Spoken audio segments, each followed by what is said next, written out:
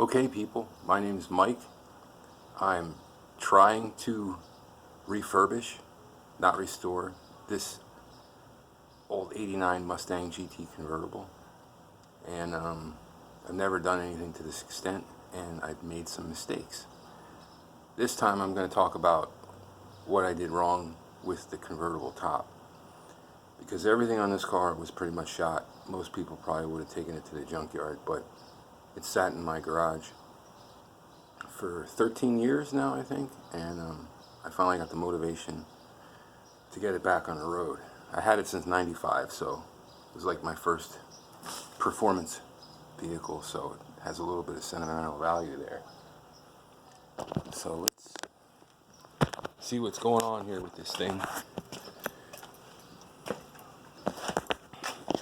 As you can see, it hasn't been driven since 2006 because somebody butchered up the top with a box cutter, cut through the top, cut through the pads, cut through the back of it here, and went through all the pads in order to steal the boost gauge from the A-pillar and left the fuel one hanging there. So I think it was kids anyway.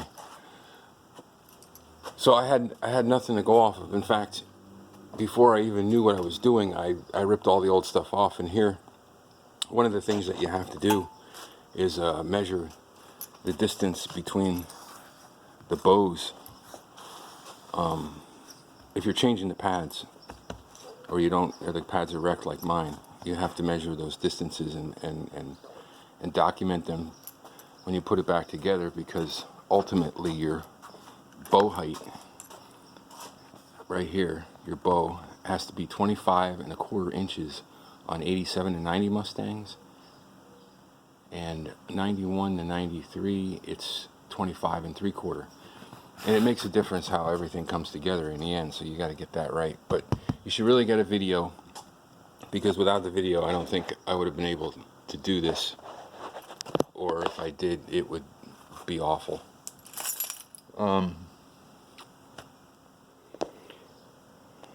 What was I going to say here next? Okay, first thing, if you're going to have it off the ground, make sure you support it on the suspension. You know, like put the front wheels on the lower control arms, either on jack stands, or put the whole thing down on one of these plates that you can slide around. And then on the back suspension, support the axle on jack stands, because that simulates, basically it's sitting on the ground driving down the road, and that's what you want. Because if you do it by the chassis like I did the first time, you're going to throw this measurement way off, because the weight of the back end is going to kind of pull it this way, and all it takes is like a ½ inch. I think it does. I think it moves about a ½ inch when you do that. At least mine does. Convertibles are more flexible than the hardtops. That's why they don't have any value, should I say? There's no collectible value in these cars. So, which is one of the reasons why I'm not restoring it.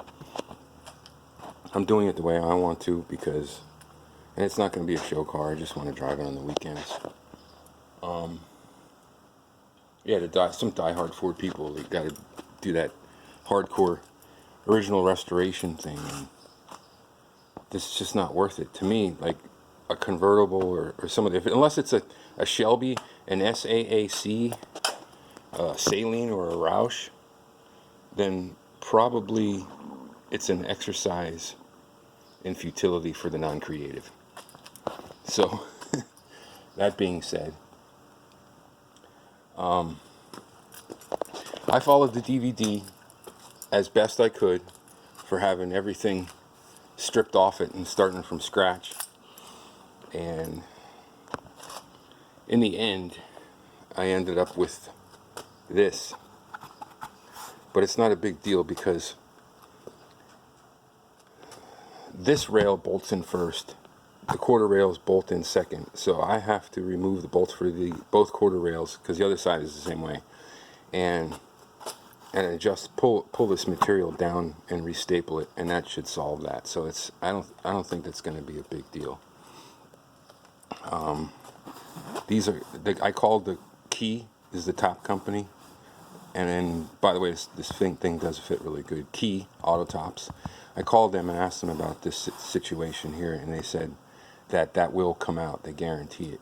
And they said it had one sit in boxes for 5 years, and it came out. This car just hasn't been out in the sun yet. So one of the things that I struggled with, because they don't go into detail on it, is this front roll, and I couldn't remember how the old one was, and plus I found out that this top had been replaced once already, and I remembered the corners kind of flaring out like wings, and I never did like that, but I took care of that this time.